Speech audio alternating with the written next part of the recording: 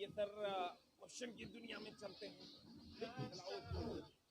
Hello hello hello hello hello hello hello hello सबको प्रणाम है, नमस्कार है, गोड़ लगाता नहीं शुरू करता नहीं। क्वेश्चन नंबर वन सीधी बात, नो बकवास।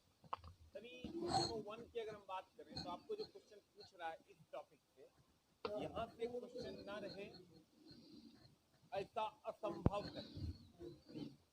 एकदम तुम्हारी तकदीरें खराब होगा, मोटका कलम घसल होगा तभी यहाँ से क्वेश्चन नहीं होगा, नहीं तो यहाँ से क्वेश्चन नहीं होगा नहीं। अब मामला क्या होगा, यहाँ से क्वेश्चन तुमको क्या क्या पूछेगा देखो। एक तो P बराबर M इंटू V का कलम क्वेश्चन करवाएगा, Q बराबर M इंटू V का क्वेश्चन करवाएगा, half M V square. Kinetic energy का एक और फॉर्मूला याद रखो, P स्क्वायर बाई 2m। और पोटेंशियल एनर्जी का फॉर्मूला आपको पता है, mgh होता है, पोटेंशियल एनर्जी का। और पावर का फॉर्मूला होता है mgh/। कितने फॉर्मूला पे सवाल रखता है, टोटल का टोटल, P बराबर mv, kinetic energy half M V square, kinetic energy P square by 2m, potential energy mgh और power is equal to mgh/t। इतना फॉर्मूला पे एक सवाल नहीं है तो समझ लीजिए कि हमारी तकदीर खराब है, इसीलिए इस पर सवाल नहीं पूछे गए। ठीक है, कितने पर से एक सवाल रहबे करेगा, फिक्स है, होना ही चाहिए, नहीं भी रह सकता है क्योंकि कुछ सेट में ऐसा देखा गया है मैक्सिमम में यहाँ से सवाल पूछे जाएंगे। यहाँ से सवाल जब पूछे जाएंगे तो एनर्जी क्या है पता होगा, इसका सवाल कैसे पूछता है वो भी हम देख लेते हैं। एम और भी दे देगा आपको, पी मांग लेगा तो सर दोनों का वैल्यू दे दीजिए और पी का मान निकाल लीजिए, जैसा कि हमने एक क्वेश्चन कल बताया। यहाँ जब आओगे तो कहेगा द्रव्यमान को दुगुना कर देगा, टी कितना गुना हो जाएगा, ये 2 गुना, वेग को 2 गुना करेगा तो ये 4 गुना हो जाएगा क्योंकि स्क्वायर है। ये 3 गुना करेगा वेग को तो ये 9 गुना हो जाएगा। यहाँ भी आओगे संवेग को 2 गुना करेगा तो 4 गुना हो जाएगा, ये 3 गुना करेगा तो 9 गुना हो जाएगा। ये अगर 2 गुना करेगा तो ये आधा हो जाएगा, ये अगर 3 गुना करेगा तो ये 3 गुना हो जाएगा क्योंकि बट्टे में है। ये दुगुना, ये दुगुना, ये दुगुना, ये दुगुना, ये 5 गुना। यहाँ भी आओगे सर ये टाइम को बढ़ाएगा तो ये घट जाएगा, टाइम को घटाएगा तो ये बढ़ जाएगा। उसी हिसाब से तुमको क्वेश्चन देगा। अगर कहेगा इसको दुगुना कर देंगे, इसको दुगुना कर देंगे तो कहेगा 2 गुना 4 गुना हो जाएगा, और जितना गुना हो जाएगा उससे कम एक कम बढ़ जाएगा। जैसे अगर तुमको ये कहता है ये दुगुना हो गया तो ये कितना गुना हो जाएगा, तो अगर ये दुगुना हो गया तो ये 4 गुना हो जाएगा, 4 गुना बढ़ जाएगा 3 गुना। इसका प्रॉपर्ली ध्यान रखना। अब तुम कहेगा मतलब नहीं समझे, यहाँ पर बच्चा बड़ा एकदम आराम से पढ़ लेता है, 2 गुना 4 गुना मार आंसर, नहीं यहाँ रुकना, एकदम रुकना, लास्ट तक क्वेश्चन को पढ़ना, लास्ट तक क्वेश्चन को पढ़ना। कैसे sir, kinetic energy is equal to half M V square होता है, ये हम मानते हैं, आप भी मानते होंगे। अगर वेग को दुगुना कर दे, वेग को दुगुना कर दे तो काइनेटिक एनर्जी कितना गुना हो जाएगा रे भाई, 4 गुना। दुगुना करेंगे स्क्वायर है तो इस साइड आएगा 4 गुना हो जाएगा, 4 गुना हो जाएगा। और अगर कहेगा बढ़ जाएगा कितना गुना, बढ़ जाएगा, अगर कहेगा तो 3 गुना बढ़ जाएगा, 3 गुना बढ़ जाएगा। अगर कहेगा हो जाएगा कितना गुना तो 4 गुना, और बढ़ जाएगा कितना गुना तो 3 गुना। इसका प्रॉपर्ली ध्यान रखना, जो आएगा निकल कर वो हो जाएगा और उससे एक कम बढ़ जाएगा। जो तुम्हारा वैल्यू निकल कर आएगा वो हो जाएगा। नहीं समझा, इस सब फॉर्मूला पर लागू होता है, यहाँ फंसना नहीं। ना तो तुम लोग क्या करते हैं, ओ 2 गुना, ओ 4 गुना, मार आंसर, गड़बड़ हो जाता है, मामला गड़बड़ा। एक लाइन में जो कह रहे हैं उसको कहने का मतलब ये है, अगर ये 2 गुना होगा तो ये 4 गुना होगा, लेकिन होगा 4 गुना, अब बढ़ेगा उससे एक कम 3 गुना। एकदम प्रॉपर्ली हो गया। अगले क्वेश्चन में चले। इस टाइप के सवाल तुमको हर जगह पूछे जाएंगे। यदि किसी गतिमान वस्तु का संवेग p एवं द्रव्यमान m, तो p एवं m पदों में गतिविधि का मान क्या होगा, एकदम ध्यान से मान लो। p स्क्वायर इंटू m है, यहाँ p square by m square है, p स्क्वायर बाई 2m है, और यहाँ p square by m answer d fold of p square by 2m। एकदम खाली जैसा तुम सोचता है वैसने रहता है, जैसा तुम सोचता है वैसने रहता है, एकदम जरा सा मिस करेगा गुना बट्टे स्क्वायर में मामला गड़बड़ हो जाता है। चला तोरा लगेगा ना सबसे इजी क्वेश्चन, सबसे घटिया मार के नहीं आए हैं, मरा के आए हैं, मामला गड़बड़ हो जाता है। एकदम ध्यान से मारना, एकदम अस्थिर से मारना। पीएस कर में जैसे वो पीएस कर में एमए मार के चला है, कुछ मार के चलाएगा, लेकिन फुटबॉल जानता नहीं है कि यहाँ पर मामला यहाँ पहुंचेगा और यहाँ पर कहीं ना कहीं फंस के चलाता है। तो थोड़ा सा तरफ रखिएगा नहीं, मामला एकदम बचा हुआ रहे। प्रॉपरली ध्यान देना, एक क्वेश्चन पे प्रॉपरली ध्यान देना, क्योंकि अब जो क्वेश्चन पूछने का तरीका है वो थोड़ा सा अलग हो चुका है। आते हैं सर क्वेश्चन की दुनिया में। क्वेश्चन नंबर नेक्स्ट बता, यदि एक जहाज बोले थोड़ा कितने फॉर्मूला फिक्स है, कितना फॉर्मूला से एक सवाल अगर नहीं है तो फॉर्मूला खराब। ग्रुप डी में तो एकदम फिक्स है, एमटीपीसी में भी सर 15 क्वेश्चन रहते हैं, इसमें भी वेरी करें, लेकिन सर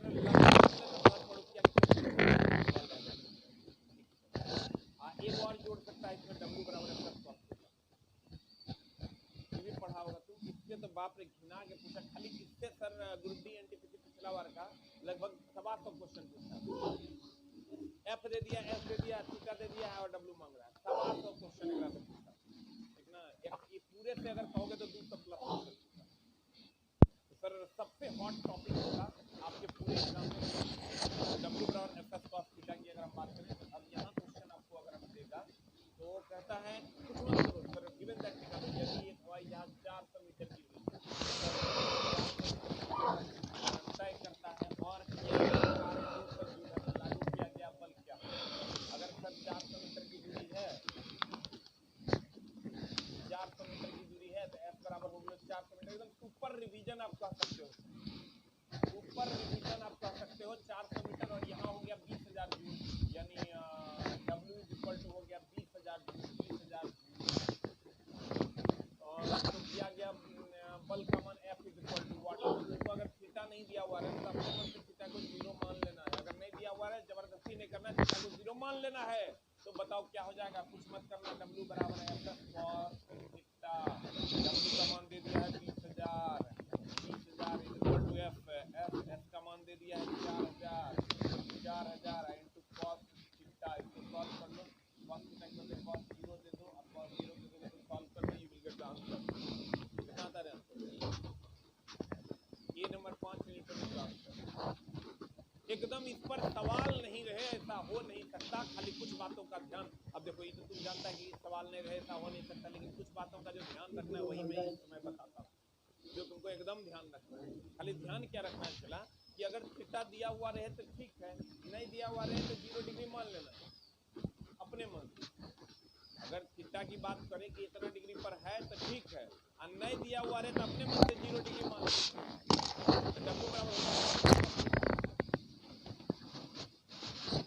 दूसरा क्या ध्यान रखना है कि घर्षण के द्वारा जो किया गया कार्य एकदम ढेर काबिल नहीं बन रहा,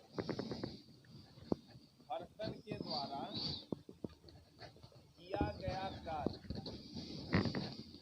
एकदम आराम से चला, ठंडी है एकदम धीरे धीरे। घर्षण के द्वारा किया गया कार्य ऋणात्मक होता है, इसके लिए प्रॉपरली ध्यान रखना, ऋणात्मक होता है। ऑप्शन को प्रॉपरली ध्यान में रखते हुए मारेगा कि अगर घर्षण के द्वारा किया गया कार्य है ये ऋणात्मक होगा, प्रॉपरली उस ऑप्शन को मारना। घर्षण के द्वारा किया गया कार्य ऋणात्मक, घर्षण के द्वारा किया गया कार्य ऋणात्मक होता, प्रॉपरली घर्षण के द्वारा किया गया कार्य ऋणात्मक होता। ऑप्शन में अगर आदाय कार्य नहीं होगी और एक पॉजिटिव 150 हो, एक निगेटिव 150 हो, तो अगर घर्षण इस पर क्वेश्चन पूछे गए हैं तो निगेटिव 150 मारना, पॉजिटिव 150 नहीं मारना अगर घर्षण के द्वारा किया गया कार्य है तो। जल्दी से इसको लिख लो। कुछ लोग कह रहे हैं सर क्यों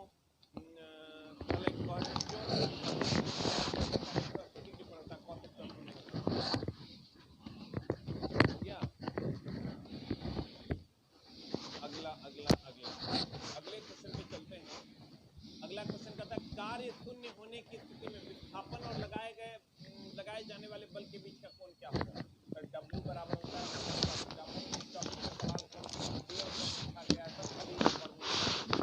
एकदम फॉर्मूले पे सवाल अगर क्यों है तो संख्या के सेट में रहबे करेगा, फिक्स है। पता चला यदि कार्य शून्य है, ये कब शून्य हो जाएगा? द्वारा स्थिति में विस्थापन और लगाए जाने वाले बल के बीच का कोण क्या होगा? विस्थापन और लगाए जाने वाले बल के बीच का कोण क्या होगा? चला रही कितना डिग्री हो जाए तो 0 हो जाए तो पूरा 0 हो जाए तो cos 0 1 होता तो 90 डिग्री हो जाएगा, 0 हो जाएगा। तो यही क्वेश्चन पूछा है, थोड़ा सा घुमा के पूछा, cos 90 हो जाएगी, पूरा टर्म 0, ये पूरा टर्म 0 तो ये 0। आंसर बता क्या होगा? एकदम फिक्स है। इस टॉपिक से सवाल यहाँ से नहीं रहे ऐसा संभव नहीं है। वो पूछता है, खाली ध्यान ये रखना है कि अगर थीटा नहीं दिया हुआ रहे तो अपने मन से थीटा ले लेना है, और अगर घर्षण के द्वारा किया गया कार्य हो तो तुम जानता है डब्ल्यू थीटा, एक से हम इनकार नहीं करते, नहीं जानता तो ऐसे भी नौकरी नहीं होगी। एकदम कहीं कोई झोल नहीं है, फॉर्मूला नहीं जानता उन्हें नौकरी नहीं होगा। लेकिन गुरुजी जी 2 लाइन ऐड कर रहे हैं, वही 2 लाइन तेरा मुक्ति के मार्ग है। ये 2 लाइन हम जानवे करते हो, ये तू जानवे करता है, एक जाएगा तू बोरा में ना, जे रास्ता लोग जानता है नौकरी से जाता है क्षेत्र में, मामला गड़बड़ हो जाता है। क्या जानता है, हम एक लाइन आज तक सीखे देखे चला अपने कैरियर में, ढेर काबिल है नौकरी नहीं होनी, ठीक है पहले से इसे ढेर काबिल ना बनना है। और एकदम प्रॉपर्ली ध्यान देना कि घर्षण के द्वारा किया गया कार्य जब रहेगा तो निगेटिव ऑप्शन में रहेगा, निगेटिव मारना। और अगर थीटा का मान नहीं दिया हुआ रहेगा तो 0 डिग्री ले लेना, प्रॉपर्ली ध्यान रखना। आ जाइए ने क्वेश्चन नंबर नेक्स्ट पर, अगले क्वेश्चन पे चलते हैं। कहता है 15 केजी द्रव्यमान की एक वस्तु, सर m का मान दे दिया है 15 केजी, एकदम आराम से m का मान है 15 केजी। द्रव्यमान की एक वस्तु 5 मीटर पर सेकंड के एक समान वेग से, चलो v का मान दे दिया है 5 मीटर पर सेकंड, एकदम हाफ mv² w, सब टाइप का क्वेश्चन तुम देख लो। अब सब में कहाँ झोल है वो देखो, बढ़ जाएगा हो जाएगा, निगेटिव पॉजिटिव यही सब ध्यान में रखना होता है, तब सवाल बनेगा। वेग का मान दे दिया 5 मीटर पर सेकंड के समान, एकदम सिंपल क्वेश्चन है और यही पूछता है। एकदम ध्यान रखना, kinetic energy is equal to half mv² पे सवाल नहीं रहे, ऐसा एकदम नहीं के बराबर देखा गया है। काइनेटिक एनर्जी बराबर हाफ, m का मान दे दिया 15, अब v² कितना है 15 है, नहीं 5 है, वेग 5 ना है, वेग अगर हम बात करें तो वेग तुम्हारा है 5, 15 × 5 का स्क्वायर। अब इसको कैलकुलेट कर लो, you will get the answer. कितना आता है बताओ?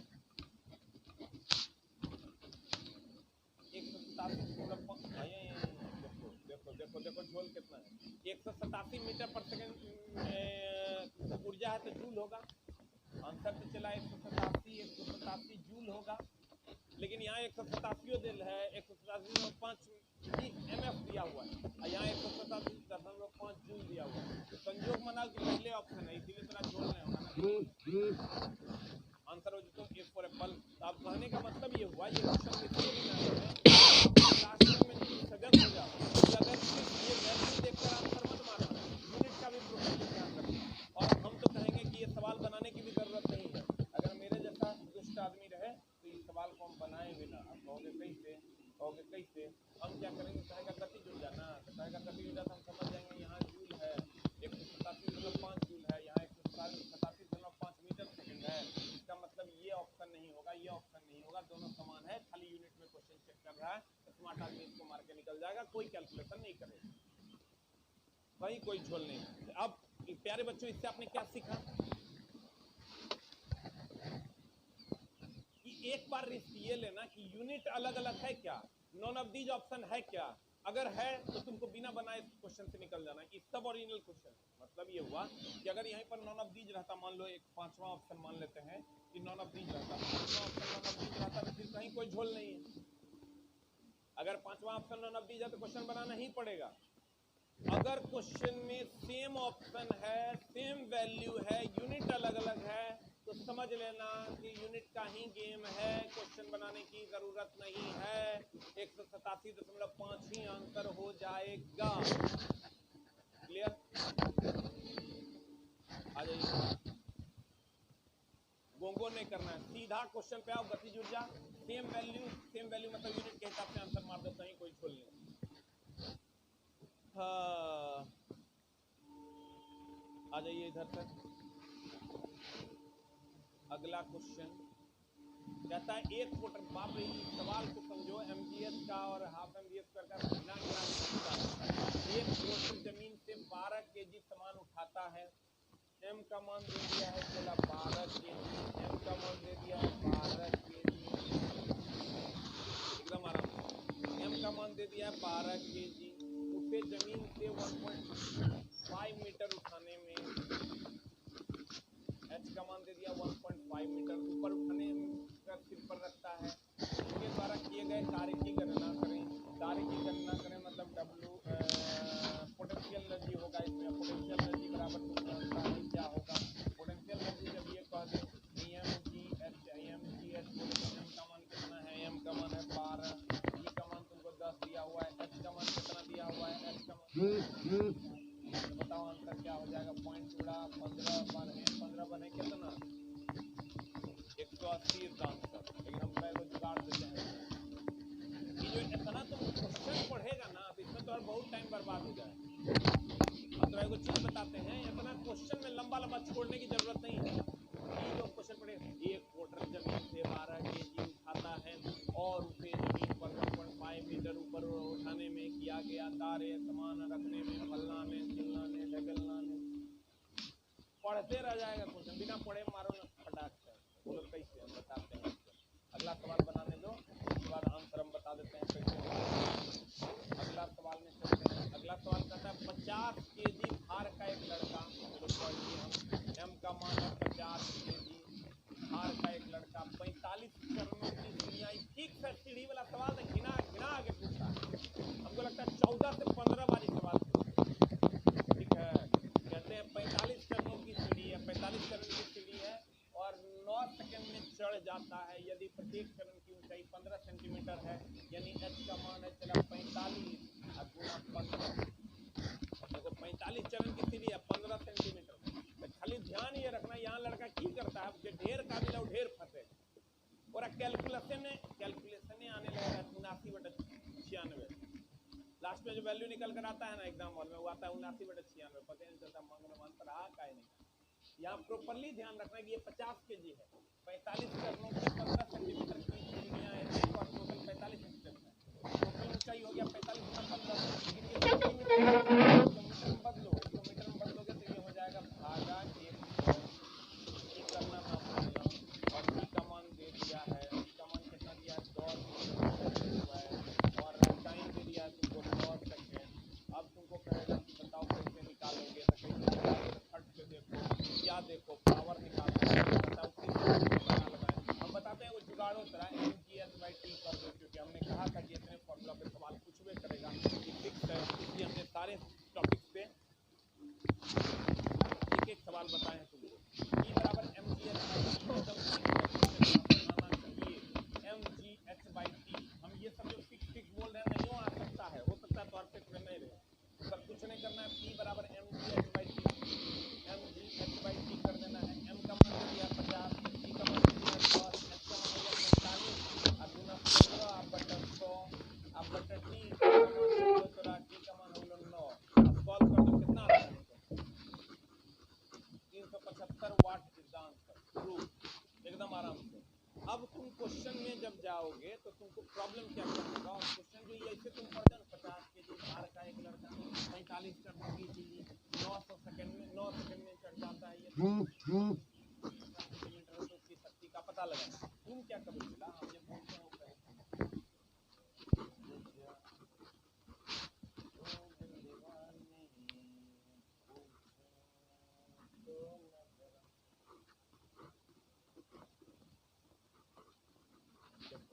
हम तरह जे कहते हैं इसके सवाल को तुम कैसे बनाओगे एकदम आराम से। E बराबर है पोटेंशियल एनर्जी mgh और power is equal to mgh/t है। W is equal to F cos theta. इतना फॉर्मूला तो तुमको हर हाल में याद रखना चाहिए। अगर तुमको याद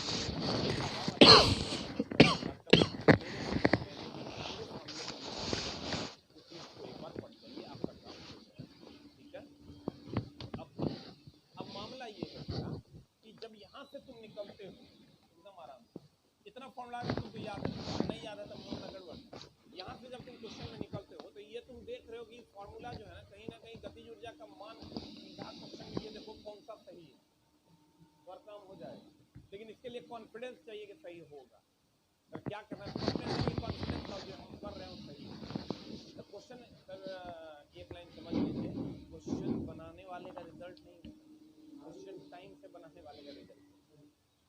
क्वेश्चन बनाने के लिए तोरा घर पे दे दे ना तो 2-2.5-3 घंटा में तू सब क्वेश्चन बनाइए दे, ओकर रिजल्ट नहीं होता है, क्वेश्चन टाइम से बनाने वाले का रिजल्ट होता है। तू ये कौन सा सही है, पी और एम में क्या रिलेशन है, पी और एम इसका बैटरी है, इतना पढ़ने का जरूरत है, पी इसका बैटरी है, मारना दो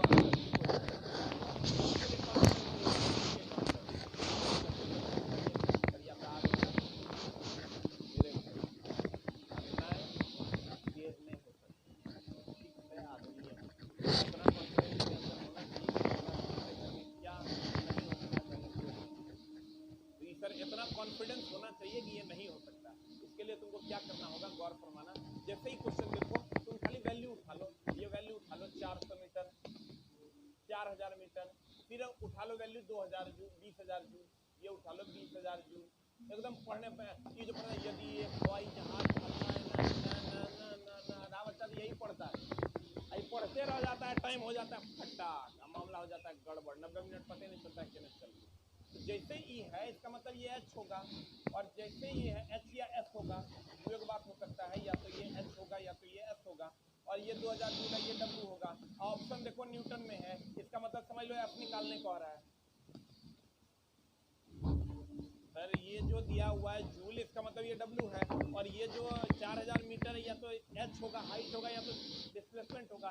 ऑप्शन में कह रहा है न्यूटन, तो बताओ कौन फॉर्मूला सूट करता हुआ दिख रहा है, डब्ल्यू बराबर खट से लगा दो आंसर, इतना लिखने है, यो स्टेप को बाउंस मारो, सीधा लिखो 20000 डब्ल्यू बने मन 20000 बराबर एफ इंटू एस बोले तो 4000, इसको कैलकुलेट कर लो, you will get the answer. Cos theta को 0 अपने मान लो, यहीं पर एक के लाइन में खत्म है।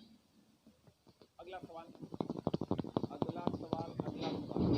में आओगे, कोई शून्य होने की स्थिति में विस्थापन लगाएगा। जैसे यहाँ जैसे कह रहा है वो कार्य शून्य, तो जैसे कार्य शून्य खट से तुम्हारा मान 90 डिग्री पर चल जाना चाहिए, क्योंकि कॉस के मान 90 डिग्री होगा तब 0 होगा, तो डब्ल्यू का मान 0 होगा, एकदम तौर मन ओकरा पर चल ही जाना चाहिए, नहीं तो मामला हो जाएगा गड़बड़। अब आ जाओ अगले पर। अगला क्वेश्चन में जब आओगे एकदम आराम से, अगला क्वेश्चन में जब आओगे तो क्या कहता है, 15 केजी द्रव्यमान के तुम इतना पढ़ो मत, सीधा देखो ये 15 केजी, जितना भी इस टाइप का सवाल है इसको देखो, 15 केजी 5 मीटर पर सेकेंड, यहाँ देख लो v का मान होगा, ये v होगा ऑब्वियसली क्योंकि मीटर पर सेकेंड में है। और मांग रहा है सर ऑप्शन में, और कोई क्वेश्चन में और कोई डेटा नहीं, और ऑप्शन में सर जूल है, तो जूल है मतलब जूले में एक मतलब कार्य मांगेगा, तो सर एम भी से हमको एक को फॉर्मूला पता है, kinetic energy equal to half M V square लगा देंगे और आंसर आ जाएगा। कहीं कोई खोल नहीं है, कहने का मतलब ये है कि क्वेश्चन को इससे पढ़ते नहीं पढ़ो हो जाएगा और काम हो जाएगा। अगला में चलते हैं ना, एक क्वार्टर जमीन पर, जैसे एक क्वार्टर जमीन पर कितने पड़ना है, फट से मारो कि 15 केजी है, मतलब एम का मान हो गया 15 केजी या 12 केजी का मान खाता है, और जमीन से नहीं भाई पढ़ना नहीं है, 1.5 मीटर, एस का मान हो गया 1.5 मीटर,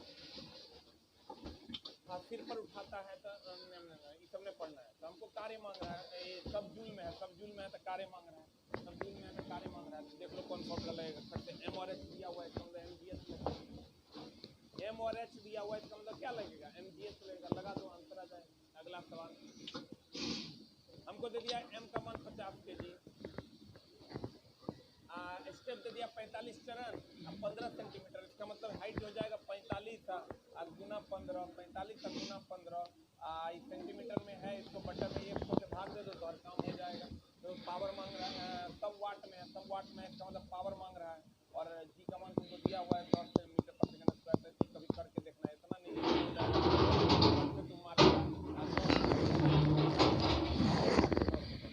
टाइम का मान 9 सेकंड दे दिया, खट से मारो फॉर्मूले लगेगा पावर का, खट से लगाओ, खट से आंसर ले आओ। लेकिन चला इसके लिए क्या चाहिए, तो अपन घर के बारे में कुछ नॉलेज होना चाहिए, हमारे घर में बाग नहीं रहता, कॉन्फिडेंस अंदर होना ही चाहिए, तब कुछ क्वेश्चन देख के मारना। और इतना जो तुम लोग पढ़ता है ना, 50 केजी भार का एक लड़का, 45 चरणों की सीढ़ी, पढ़ते रह जाएगा, 90 मिनट पता नहीं कहने से भाग जाएगा। इसलिए करो क्या, वैल्यू उठाओ और कौन फॉर्मूला प्रूफ करता है वो लगाओ, और you will get the answer man, और एकदम आंसर आएगा न्यूमेरिकल का, एकदम टेंशन लेने की जरूरत नहीं है। अगले में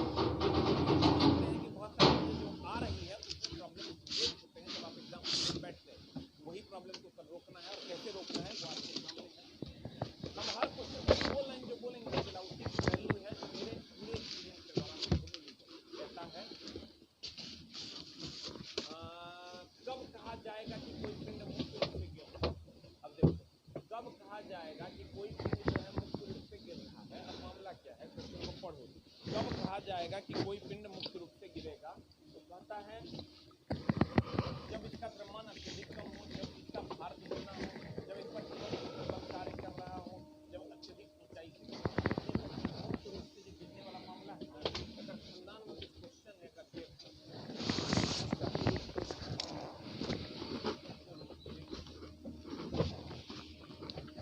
इसके खानदान में क्या क्या क्वेश्चन है, मुक्त रूप से जब गिरेगा ना, जी का मान 0 होगा, जी का मान 0 नहीं होता, डब्ल्यू का मान 0 होता है, यानी भार भी 0 होता है।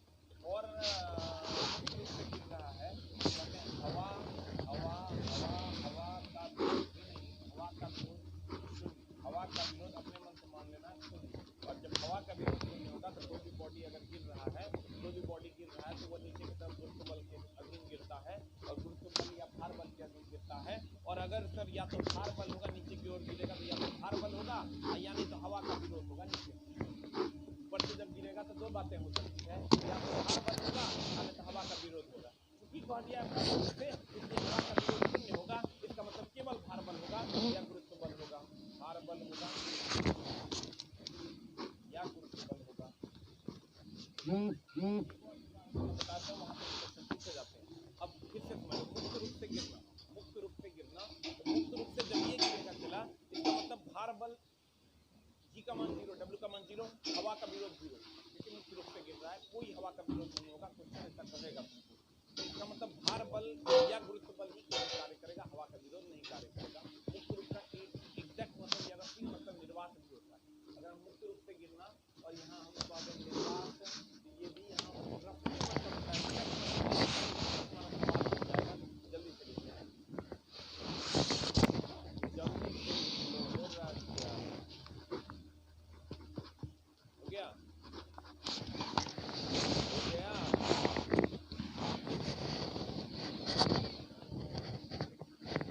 जल्दी लिखें, वीडियो नहीं रहता तो मामला सर इसलिए लिख लिया जाए तो ज्यादा बेहतर। कहता है कि कोई पिंड मुक्त रूप से गिरा, इसका द्रव्यमान अत्यधिक कम है, इसका भार दुगना है, इस पर केवल गुरुत्व बल कार्य करता है। एकदम से मुक्त रूप से गिरेगा, केवल गुरुत्व बल कार्य करता है। जब यह अत्यधिक ऊंचाई से गिरेगा तो मुक्त होगा। नहीं सर, आंसर बताइए क्या हो जाएगा, what is the answer? A की बी की सी। एक चीज और ध्यान रखिएगा भाई लोग, कि जब भी जी का मान 0 होगा, जी का मान 0 होगा तो डब्ल्यू का मान 0 होगा, जी का मान 0 होगा तो डब्ल्यू का मान 0 होगा, डब्ल्यू का मान 0 होगा क्योंकि W is equal to M G होता है। और जी का मान 0 कहाँ होता है, इसको मुक्त रूप से गिरेगा तब, मुक्त रूप से गिरने पर पृथ्वी के केंद्र पर, सब क्वेश्चन पूछता है, पृथ्वी के केंद्र पर, रेखा पर, वो छोड़ो इन्हें पूछा, झूठे काल लिखा है और माथा के दर्द। पृथ्वी के केंद्र पर निर्वात में मुक्त रूप से गिरेगा, इस जगह पर ये पुष्टाउल लिखेंगे, अंतरिक्ष में।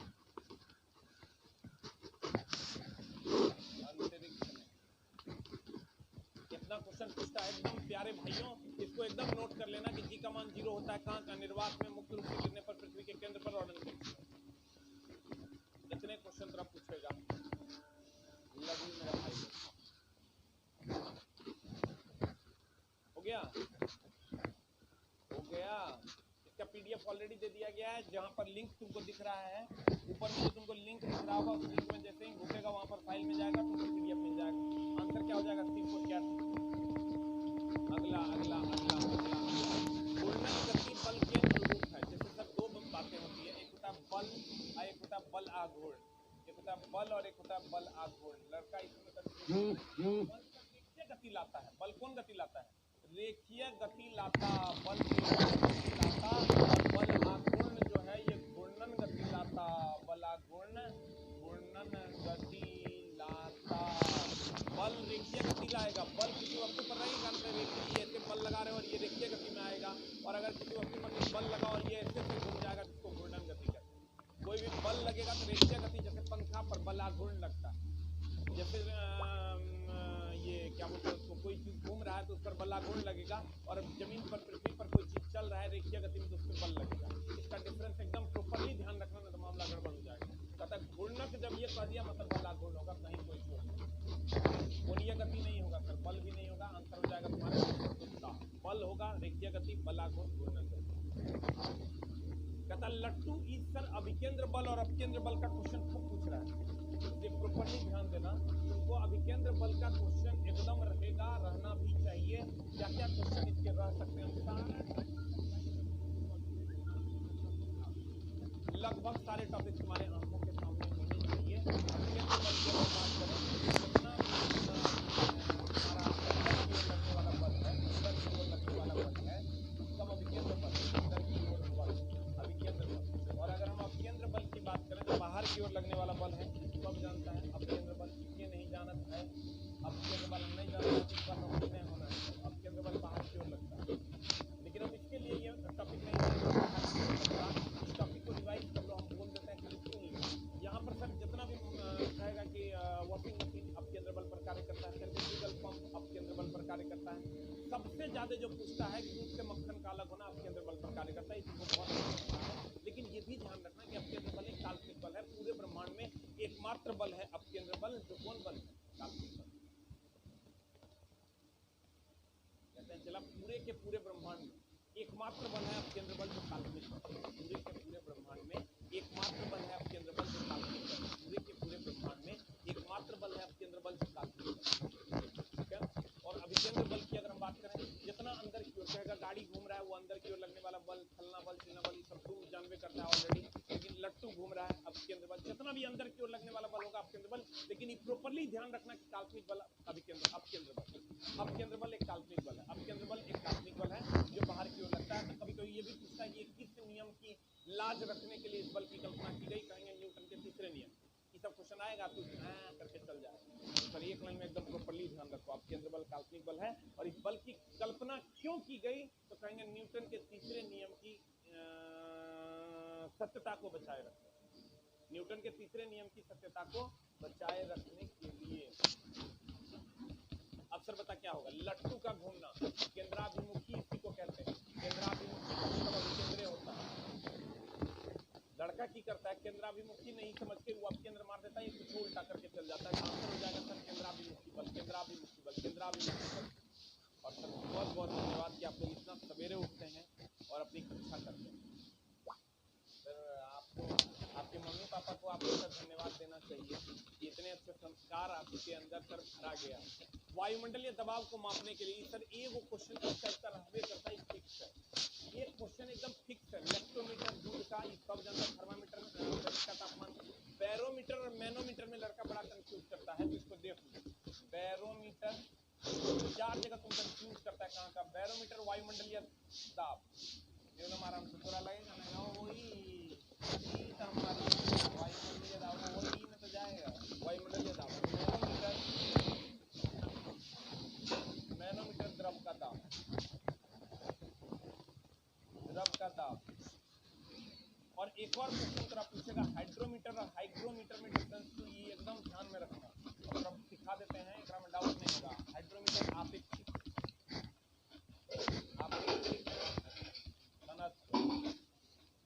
अरे कुछ हाइग्रो हम तरह बताते हैं, ढेर काबिल नहीं बन रहा क्यों, और ई नहीं करना चला, हम तरह उतरे से बचा लेंगे, हाँ ई जानवे करता है, हम जानते हैं तू मेरा भाई है, सब पढ़ लिया, लेकिन चला तो रखनी गुरु जी पर भरोसा रख लो, बहुत जगह से निकाल दो।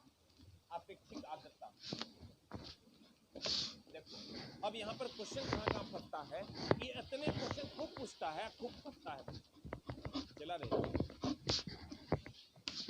कैसे नहीं फंसेगा, तो उपाय हम बताते हैं। बैरोमीटर वायुमंडलीय दाब है, इसको प्रॉपर्ली देख लो, और मैनोमीटर द्रव का दाब नापता है, इसको भी प्रॉपर्ली देख लो, ये दोनों में नहीं फंसना, क्योंकि तुम गौर से देखोगे तो हाई हाई कॉमन है, कि हाई और मीटर कॉमन है, हाई और मीटर कॉमन है, खाली यहाँ ड्रो है, यहाँ ग्रो है, हाइड्रोमीटर हाइग्रोमीटर, ड्रो अग्रो, ड्रो अग्रो, ड्रो अग्रो, तो तुम इसको ध्यान में रखना, ड्रो बोले तो डॉट, डॉ बोले तो डेंसिटी, डेंसिटी हम कहते हैं हाइड्रो डॉट डेंसिटी घनत्व, हाइड्रो डॉट डेंसिटी घनत्व, हाइड्रो डॉट डेंसिटी घनत्व, हम कहते हैं hydro, hygro, hydro the density, density अपेक्षिक घनत्व, ये हो जाए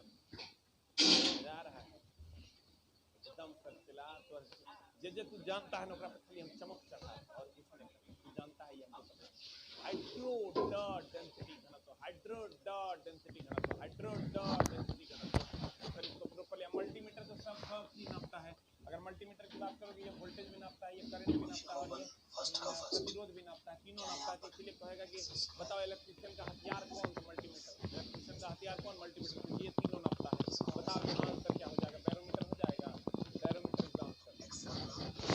हाइड्रो डॉट डेंसिटी घनत्व, हाइड्रो डॉट डेंसिटी घनत्व, हाइड्रो डॉट डेंसिटी घनत्व। अगला क्वेश्चन आपके स्क्रीन पर ये रहा। जिन कहता है तत्व जिनका द्रव्यमान संख्या एक समान हो, परंतु यहाँ से भी एक क्वेश्चन रहबे करता है, लेकिन यहाँ से थोड़ा सा क्वेश्चन को क्या किया है, मॉडरेट कर दिया है कि भिन्न परमाणु संख्या कहलाते हैं। चला रहे आइसोटॉप का मतलब होता है समस्थानिक, आइसोटॉप समस्थानिक होता है, आइसोटोप समन्यूट्रॉनिक होता है। समन्यूट्रॉनिक आइकरा की किया है ना बोर्ड ने, अब इसको इंग्लिश में दे दिया है। आइसोबार समभारिक होता है। पर इंग्लिश और हिंदी दोनों ध्यान में रखना तब क्वेश्चन बनेगा। हेलोजन तो जानिए रहा है, फ्लोरीन क्लोरीन क्लोरीन आयोडीन स्थिति, फ्लोरीन क्लोरीन। अभी शाम वाला क्लास में सर 2-3 दिन से लगातार पीरियोडिक टेबल का क्वेश्चन दे रहे हैं, ताकि पीरियोडिक टेबल के जो टफ टफ क्वेश्चन थे वो शाम वाला 7:30 बजे क्लास में कल भी करवाएंगे, परसों भी करवाएंगे। तत्व जिनकी द्रव्यमान संख्या समान हो, द्रव्यमान संख्या एक समान है, द्रव्यमान संख्या समान है मतलब समभारिक होगा, तो इसमें कुछ सोचना नहीं, आंसर हो जाएगा बी फॉर बॉल।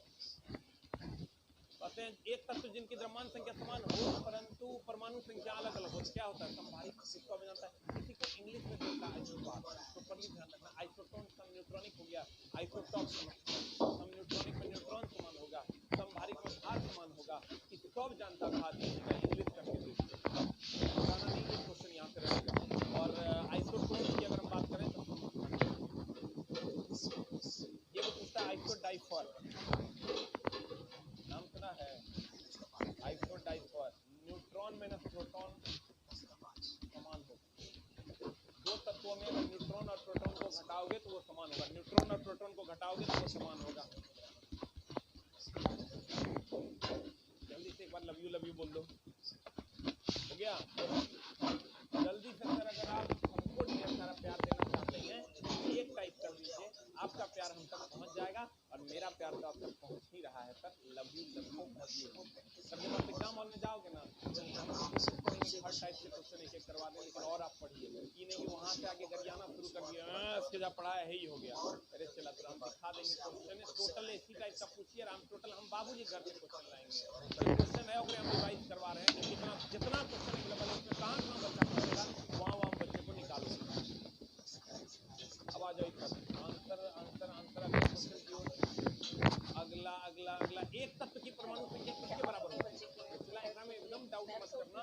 अगर कोई तत्व है X और यहाँ है प्रोटॉन की परमाणु संख्या Z और परमाणु भार A, Z बराबर होता है P बराबर होता है P, यानी परमाणु संख्या जो होता है वो प्रोटॉन के बराबर वही इलेक्ट्रॉन के बराबर, लेकिन ये अगर रहेगा तो ये सेकंड ऑप्शन मारना और ये फर्स्ट ऑप्शन मारना, थोड़ा डाउट खाता है। ये तुम्हारा सेकंड ऑप्शन होगा E और ये P जो होगा ये फर्स्ट ऑप्शन होगा, क्योंकि परमाणु संख्या प्रोटॉन के बराबर भी होता है इलेक्ट्रॉन के बराबर होता है,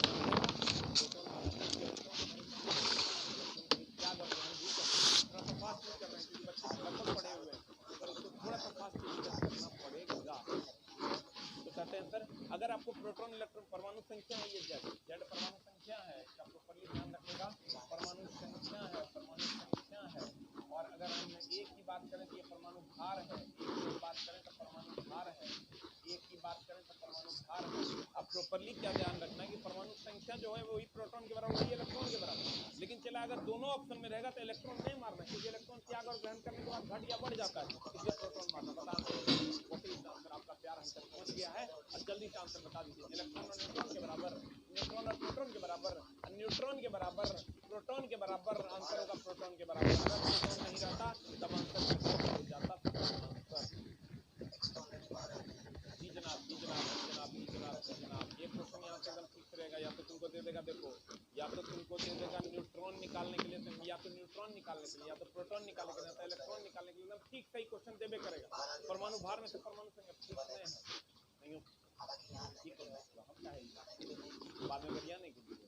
निकल टाइप से बता रहे, आनी मुनी हम नहीं जानते, ठीक है। बोर्ड पागल रहता है, कुछ तो पूछ देता है, तो कहते हैं क्योंकि क्वेश्चन का लेवल बढ़ा दिया, तू खाली क्लास कर लेगा, सामने 7:30 बजे क्लास नहीं करेगा, मामला गड़बड़ करेगा, क्योंकि वहाँ वो क्वेश्चन सब करवाते हैं यहाँ पर सर बच्चे को, हम वहाँ पैसा थोड़े लेते हैं, वहाँ वैसे ही पढ़ा रहे हैं। अभी देखो सारे टीचर्स को चाहिए पढ़ाना चाहिए फ्री ऑफ कॉस्ट, ताकि बच्चों तक 15-20 क्लास में अच्छी चीज़ें पहुँच सकें। लेकिन अगर जो नहीं पढ़ा रहे हैं हमको उसमें बहुत गुस्सा आता है कि अगर आपके पास टाइम है तो जरूर 1 घंटा पढ़ें, ताकि आप बच्चों तक कुछ ना कुछ तो अच्छा पहुँचा पाओगे। तो कहते हैं चला यहाँ जब आओगे आप, यहाँ सेकंड और फर्स्ट में अगर हम बात करें, प्रोटॉन मारना नहीं रहेगा तो इलेक्ट्रॉन मारना, और न्यूट्रॉन अगर कहेगा तो इन दोनों में से घटा देना, बड़का में छोटा घटा देना, न्यूट्रॉन निकल जाएगा। क्वेश्चन पूछा जा रहा है। अब आ जाइए सर यहाँ एकरा में से घटा दो ना, न्यूट्रॉन आ जाएगा। अगला अगला अगला, निम्न में से किस यौगिक में सबसे अधिक परमाणु होता है? हम गिनने के लिए बता दिए, इस टाइप के क्वेश्चन खूब पूछ रहे हैं, परमाणुओं की संख्या गिनने वाला। चला तो हमारे अभी तक एक टाइपे कर रहा है ना, देखो ना, कहते परमाणु की संख्या सबसे अधिक, कुछ नहीं करना, गिन लेना, 2 1 3 1 4 लिख भी लेना, 2 1 3 या 4 1 5 2 7, बोले तो कैसे करना है, 1 1 2, जब ब्रैकेट वाला रहे 1 1 2 2 4 1 5। हम सोचे क्वेश्चन दोबारा लेके आएंगे, अब बता आंसर क्या हो जाएगा, आंसर हो जाएगा H2SO4, you will get the answer. Yes, D for ball, D for dog, negative for ball. अगला सवाल अगला सवाल अगला सवाल अगला सवाल आपके स्क्रीन पर ये रहा, NH4NO3 में नाइट्रोजन, लड़का हो ना जब चाहता हो नाइट्रोजन के साथ पूरा यूरिया लगता है 44% एकदम रजिस्ट्री है, कंपाउंड बदल जाए, यूरिया से अलग हो जाए, कोई फर्क नहीं। लड़का कहता है नाइट्रोजन के प्रतिशत 44% के ऑप्शन है, तो चलो 40 से मार देते हैं, गड़बड़ हो सकता है, हो सकता है 40 ऑप्शन मारा जाए, मामला एकदम गड़बड़ हो जाएगा और चल एकदम तरह नहीं जाने देंगे, पूरा पूरा एकदम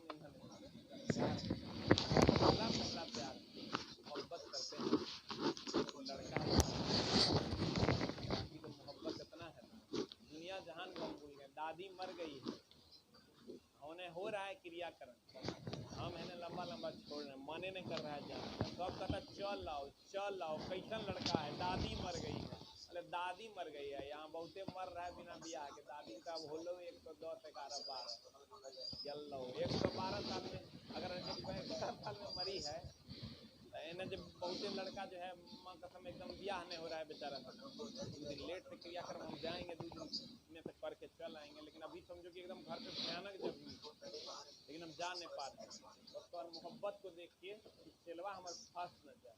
NH4NO3 में नाइट्रोजन का प्रतिशत कितना होता है? NH4NO3 की अगर हम बात करें, ये ट्रेन चला ये नहीं कि 44% को खोजने लगता है, 44% खोजने लगता है तो वहाँ मामला गड़बड़ हो जाता है। NH4NO3 में अगर हम बात करें तो नाइट्रोजन का द्रव्यमान पूरे का निकाल 14 हाइड्रोजन प्लस 1 गुना 4 प्लस नाइट्रोजन हो गया 14, नाइट्रोजन का 14 होता है, ये मत जाना कहना चला है, अंतिम घड़ी में इन्हें पूछना चाहिए कि मरचा कैसा लगता है, पता चला मरने की घड़ी आ गई, मरचा कैसा लगता है, तो वही बात हो गया, अगर द्रव्यमान अगर तुम पूछ रहा है कर मतलब अंतिम घड़ी में मरचा के स्वाद पूछ रहा है, तो चला ऑक्सीजन हो गया 16 गुना 3 बराबर हो गया, बता आंसर कितना होगा, ये द्रव्यमान कितना होगा, ये द्रव्यमान 80, अब 80 में देखो कितना है 80, कहते हैं 14 दूनी 28, 14 दूनी 28, बताएंगे 80 ग्राम में 28 ग्राम, इसलिए 1 ग्राम में कितना, इसलिए 1 ग्राम में कितना, 28/80, इसलिए 100 ग्राम में कितना, 28/1 सॉल्व कर लो, आंसर कितना आता है, आंसर आएगा 35, 44 खोजेगा तो मामला गड़बड़ हो जाएगा, इस टाइप का क्वेश्चन पूछ रहा है। क्या करना है हमारे सोना के, कुछ नहीं करना, NH4NO3 है ना, NH4NO3 का पूरे का द्रव्यमान निकाल लो, अब पूरे का द्रव्यमान कैसे निकालेगा ये तो हम आनी मुनी हम नहीं जानते, कहते हैं जब द्रव्यमान निकालोगे तो 80 आएगा, तो कहते हैं 80 ग्राम में 28 ग्राम, इसलिए 100 ग्राम में कितना 28/80 गुना 100, तो तुम एकदम शॉर्टकट में बना लेगा, बताओ कितना आता है, ये तो खोलता हुआ इसको कहते हैं खौलता हुआ खून, बस और उल्टी बाकी। एक के बार जाके वो कंप्यूटर पे ऐसा उल्टी करना हमरा भूल यारे भैया भूल जाना जान, पता है कि बेटा बुढ़ारी में लती आएगा, बीवियों भगाइए देगी, क्योंकि चला अगर टाइम ही नहीं देंगे तो ऑब्वियसली भगा देंगे। गुरु जी कहाँ जाएंगे, ये चला हमको भूल न जाना। हम तो यही समझ रहे हैं कि यही मेरा भाई है, अब धिया पुता नहीं होगा तो हमारा काम चल जाएगा। पता चला बुढ़ारी में गंज जाने, हमारा विश्वास है चला हमारा धोखा नहीं देगा। अगला की संख्या N2 आबंध में करी इलेक्ट्रॉन की संख्या ना, ये 2-3 को हम तरह से बता दें कहीं संख्या नहीं। N2 का होता है स्ट्रक्चर ऐसा, O2 बोले तो ऐसा, Cl2 बोले तो ऐसा, H2 बोले तो ऐसा। देखो चला, एक अगर बॉन्ड है, अगर एक बॉन्ड है इसका मतलब 2 इलेक्ट्रॉन, अगर 3 बॉन्ड है तो 6 इलेक्ट्रॉन यानी 3 जोड़ा। हम गड़बड़ी नहीं करते हैं, ठीक ना, एकदम आराम से, बी कंफर्टेबल। अगर हम कहते हैं चला, आप देखो कुछ बच्चा अभी कूद के उठिए रहा, ठीक ना, आराम से उठो। हमारे बाबूजी कहा करते थे जो सोवत है तो खोवत है, जो जागत है तो पावत है। मारते जब पानी का छिट्टा भाई 4 बजे रात जोश ला पापा जी एकदम नहीं करते थे, आते थे बगल में आते थे, जो सोवत है तो खोवत है, जो जागत है तो पावत है। हम कहते थे केने है पानी ला, हमारा पाना है। उठ जाते थे फटफटाट, पानी का भूख सवार देख रहा है, कुछ लड़का अभी उठिए रहा है, आराम से उठो, एकदम टेंशन लेने की जरूरत नहीं है, क्योंकि जो सोवत है तो खोवत है, जो जागत है तो पावत है। अब क्या करना है थोड़ा उसको जानो। कहते हैं चला कि इलेक्ट्रॉन की संख्या या इलेक्ट्रॉन के जोड़ों की संख्या में फंसना नहीं। अगर जोड़ों की संख्या कहेगा तब कैसे मारेगा। अगर यहाँ कह देता है इलेक्ट्रॉन की संख्या 1 2 3 है तो 3 दूनी 6 इलेक्ट्रॉन आंसर। अगर इलेक्ट्रॉन के जोड़ों की संख्या कह देता जोड़ा 3 गो न हुआ रे, भाई हमर कहते हैं एकदम की कहते हैं इलेक्ट्रॉन की संख्या N2 के आबंध बनाने में भाग लेते हैं। इलेक्ट्रॉन की संख्या N2 के आबंध बनाने में भाग लेते हैं। इलेक्ट्रॉन की संख्या क्या कहते हैं, एक बॉन्ड में 2 गो होता है, 3 गो बॉन्ड में 6 गो, जोड़ा कहते हैं 6 आंसर हो जाता है। 6 हम याद कर लिए, हम जब तुम लोग करेगा क्या जानता है, एग्जाम हॉल से आएगा 4 क्वेश्चन नहीं बनेगा, कहेगा देखा इसके जबरा में भेज दिया। अरे दानव हम नाच करते हैं, नाच हम ये कर रहे हैं, क्वेश्चन बता रहे हैं कि तुम समझो कि तुम नहीं बना पाएगा, ये तेरी गलती, कहीं ना कहीं तेरा मिस्टेक, रेगुलरिटी मेंटेन नहीं करेगा इसीलिए ऐसा होगा। हम चला जितना एडमिशन नहीं है ना, जितना हमारे बैच में एडमिशन है उससे कम वैकेंसी है, जितने मेरे पर्सनल बैचेस में एडमिशन है उससे कम वैकेंसी है। तो ऐसा नहीं कि मेरे पढ़ाने से हो जाएगा, प्रॉपरली रेगुलरली कंटिन्यूअसली क्रमबद्ध तरीके से आप पढ़ें तब होगा। ऐसा कभी नहीं हो सकता गुरुजी ने पढ़ा दिया और क्वेश्चन बन जाएगा, कभी नहीं हो सकता। अगर ऐसा होता तो बोलें जितना एडमिशन है उससे कम वैकेंसी है भारत सरकार। कहीं ना कहीं तुम जान लो कि बहुत ज्यादा और रेगुलरिटी मेंटेन करने की जरूरत है, और बहुत ज्यादा हम दोनों प्रयास करेंगे तब जाके नौकरी होनी है। ऐसा नहीं कि इसके जब मंत्र मारेगा तो हर क्वेश्चन बन जाएगा, ऐसा कुछ नहीं होना है। इसलिए ध्यान देना, इलेक्ट्रॉन की संख्या N2 में आबंध बनाने में भाग लेते हैं, तो भाग लेने वाले इलेक्ट्रॉन की संख्या हो जाएगी 6, और अगर कहेगा जोड़ा तो मारना 3, यहाँ कहेगा इलेक्ट्रॉन तो कहेंगे 2 और जोड़ा तो कहेंगे 1, यहाँ कहेगा इलेक्ट्रॉन तो कहेंगे 4 और जोड़ा तो कहेगा 2, यहाँ कहेगा इलेक्ट्रॉन तो कहेंगे 2 और जोड़ा तो कहेगा 1।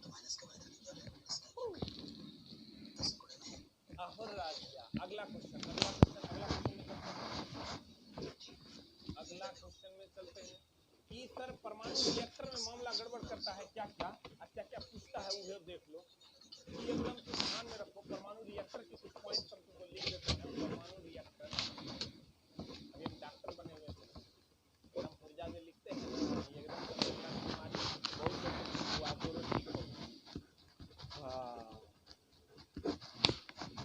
एकदम आराम से कहते हैं सर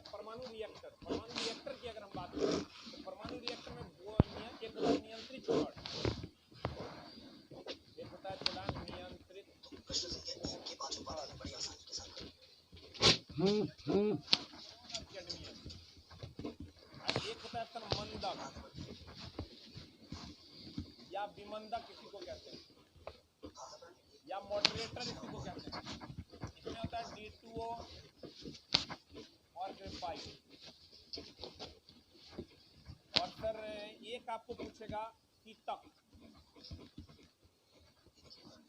सोडियम और पोटेशियम। रुक जो ये जो नियंत्रित क्षण है ये न्यूट्रॉन अवशोषित करता, न्यूट्रॉन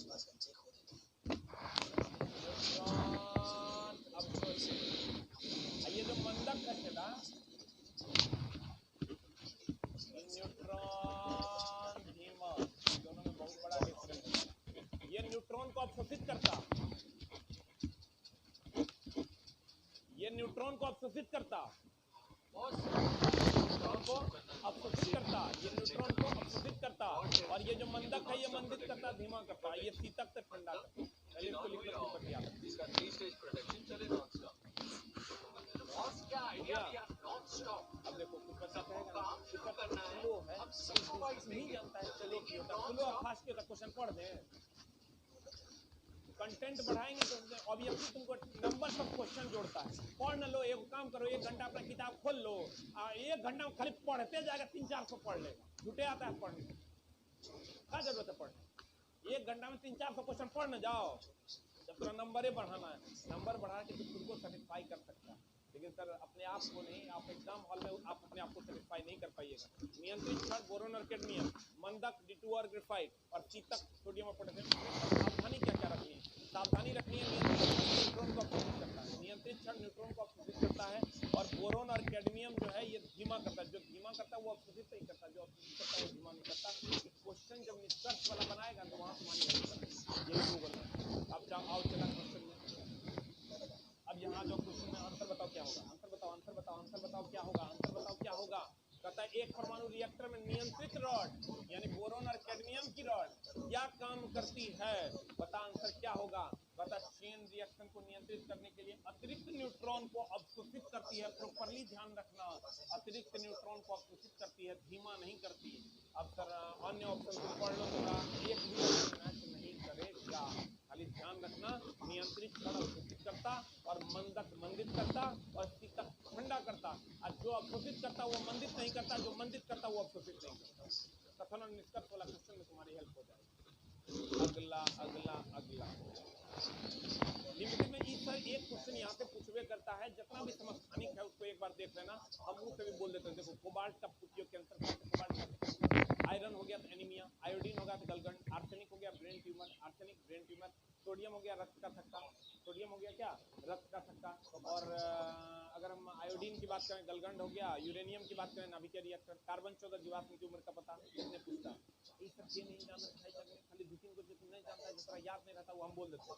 आर्सेनिक ब्रेन ट्यूमर, अब सोडियम रक्त का थक्का बोलते हैं, आर्सेनिक ब्रेन ट्यूमर, सोडियम रक्त का थक्का, आर्सेनिक ब्रेन ट्यूमर, सोडियम रक्त का थक्का। बाद बाकी क्या नहीं जानता? आयोडीन घेगारो, आयरन एनीमिया, यूरेनियम नाभिकीय रिएक्टर, कार्बन जीवाश्म की उम्र का पता, कोबाल्ट कैंसर, ये नहीं जानता है? कब जानता है? खाली 2 को नहीं जानता, तुम याद नहीं रहता है। सोडियम हो गया तुम्हारा रक्त का थक्का के लिए, और आर्सेनिक हो गया तुम्हारा ब्रेन ट्यूमर के लिए। ये 2 को एकदम ध्यान में रखना, तो काम हो जाएगा। तो आता निम्नलिखित में से कौन सा सम्मिलित नहीं है? कौन हो जाएगा? आंसर बताओ। आंसर हो जाएगा D4 डॉग की, A फॉर एप्पल की, B फॉर बॉल। बता आंसर क्या होगा? बता कोबाल्ट 60 शरीर के अंतर्गत अर्बुद का उपचार, अर्बुद का उपचार की होता है। अर्बुद का मतलब अर्बुद का मतलब ट्यूमर हो जाता है। तो कोबाल्ट मिल गया। आयोडीन 131 थायराइड के उपचार में, अर्बुद मतलब बीमारी भी तो आ सकता है या ट्यूमर कहते हैं। आयोडीन 32 श्वेत रक्तता का उपचार में, और गोल्ड 198 रेटिना दोषों का उपचार। बता आंसर क्या होगा? What is the answer? A की, बी की, सी की, डी। आंसर क्या होगा बता? 17 का आंसर हो जाएगा सर A और एप्पल। कोबाल्ट 60 शरीर के अंतर्गत अर्बुद यानी ट्यूमर का उपचार नहीं सर, कैंसर का उपचार। क्या उपचार नहीं, लेकिन आयोडीन 132 रक्तता के उपचार, इसको सर एकदम हाईलाइट कर लेना। और गोल्ड 198 रेटिना दोष के उपचार। नया टाइप का क्वेश्चन है, इसलिए मैंने यहाँ पर सर तुम्हारे अंदर ऐड करने की कोशिश की है। राइट आंसर है A फॉर एप्पल। मनुष्य का पाचन डाइजेस्टिव सिस्टम को एकदम पढ़ के जाओ। डाइजेस्टिव सिस्टम को पढ़ के जाना। यहाँ पे मैक्सिमम सवाल पूछे गए हैं, यहाँ पर एकदम क्लियर है मनुष्य का पाचन क्रिया कहाँ से स्टार्ट होता है, तो मुख से सब जानता है। अंत कहाँ पर हो जाएगा, तो अंत देखो ये मुख है, यहाँ मुंह से आएगा अग्नाशय में, अग्नाशय से तुम्हारे यहाँ ये छोटी आंत बड़ी आंत होते हुए ये फिर मलाशय से निकल जाता है। Digestive system is very very important, एकदम पूछेगा। और यहाँ पर कहेगा कौन सा अम्ल बनता है, ये भी पूछता है। हाइड्रोक्लोरिक अम्ल, हाइड्रोक्लोरिक अम्ल मुख में कौन सा अम्ल होता है, पेट में कौन सा अम्ल रहता है, हाइड्रोक्लोरिक अम्ल। अगला कहता है दूध प्रोटीन पचाने के लिए, दूध का ही क्वेश्चन खूब पूछता है। चला आंसर बता क्या होगा, आंसर हो जाएगा A की B की C, आंसर हो जाएगा चला C। अब सर इसके सारे ये एंजाइम पूछवे करता है, फिक्स है।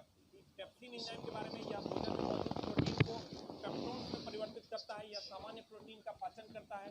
रेनिन या दूध में कब जानता है, इसकी दूध से इसकी मात्रा साबित होती है। इसके द्वारा दूध में मौजूद केसीन प्रोटीन, ये एकदम हाईलाइट कर लो, पूछता है। पारा केसीन में परिवर्तित हो जाता है, फिर या प्रोटीन पेप्टोन्स में या पॉलीपेप्टाइड्स में परिवर्तित होता है। ये तीनों एंजाइम यहाँ से क्वेश्चन पूछे जाते हैं, एकदम ध्यान में रखना है। मामला हो जाएगा, इसको क्या करना है, जितना एंजाइम है उसको पढ़ लेना, जितना डाइजेस्टिव सिस्टम उसको पढ़ लेना, कंकाल तंत्र पढ़ के जाना, ये 3-4 चैप्टर कोशिका पढ़ के जाना, 4 पढ़ के जाना। यहाँ से सवाल तुमको रहबे करेगा। अगला अगला अगला अगला अगला अगला अगला कहता है अगला कि मनुष्य के जीवन काल में दांत एकदम पढ़ के जाना। दांत से बहुत बता, मनुष्य के जीवन काल में अगर दांत की बात करें तो कहता है कि मनुष्य के जीवन काल में कितने दांत 2 बार विकसित होते हैं। एक बार दंती और द्विबार दंती जो होते हैं, एक बार दंती होते हैं 12 को, और द्विबार दंती की अगर बात करोगे तो द्विबार दंती होता है 20 को। एक बार जो दांत आता है मनुष्य के शरीर में 12 हुआ, 2 बार जो दांत आता है वो 20 हुआ। अब कह रहा है 2 बार कह रहा है तो आंसर हो जाएगा 20 हुआ। एक बार कहता है तो 12 हुआ। कि क्वेश्चन एकदम हर हाल, एक बार दंती का मतलब हुआ एक बार टूट जाएगा। पता है वैसे दांत जो जबड़ों पर सिर्फ एक बार निकलते हैं, एक बार दंती, और जो 2 बार निकलते हैं द्विबार दंती, ये हो जाता है